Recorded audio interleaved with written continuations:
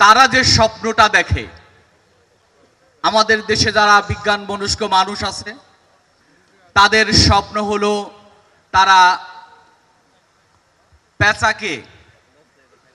পেঁচার rocket বানিয়ে তারা বিশ্বকে জয় করতে চায়। আমরা তার ব্যতিক্রম আয়োজন করেছি। এটা হলো আমাদের আয়োজন এবং আমি বিশ্বাস করি আমাদের যে এই প্রজন্ম একদিন এই জাতিকে, একদিন বিশ্বকে নেতৃত্ব দেবে ইনশাআল্লাহ। প্রিয় উপস্থিতি, বিজ্ঞানের কথা আল্লাহ কুরআনে স্পষ্ট করেছেন, যেটা আমরা জানি, ইয়াসিন ওয়াল কুরআনিল হাকিম।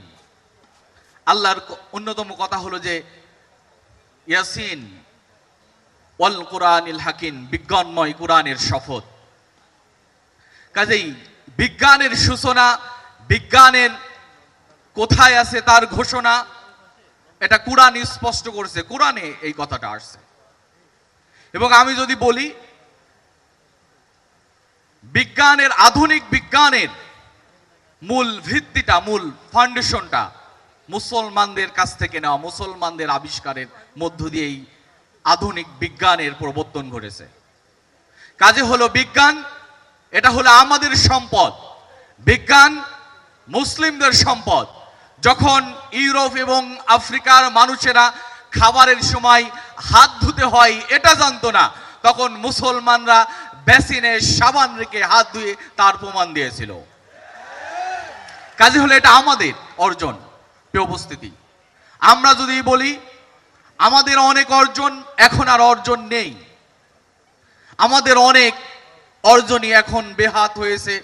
আমরা যে আজকের যে সায়েন্স ফেস্টের আয়োজন করেছি, ইবনে হাইসাম, আল বিরুনি, ইবনে সিনা, খাওয়ারিজম সহ যারা ছিল, যাদের এই বিজ্ঞানের পাঠ্যপুস্তকের তাদের লেখনী ইউরোপের দেশগুলো পড়িয়ে পড়িয়ে শতাব্দীর পর শতাব্দী তারা বিজ্ঞান শিখেছে।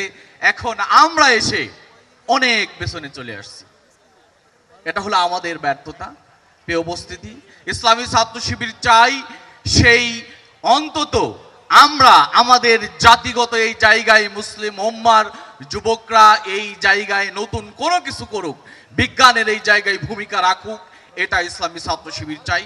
প্রিয় উপস্থিতি, যারা অনেক দূর থেকে এসেছেন সবার প্রতি অনুরোধ জানাতে চাই, আমরা এমন একটি প্রজন্ম সৃষ্টি করতে চাই যে প্রজন্ম বিজ্ঞান মনস্ক হবে। আর কাবেল, বাংলাদেশের একমাত্র ইউএল এবং ভিডি সার্টিফাইড কেবল, যা A গ্রেড LME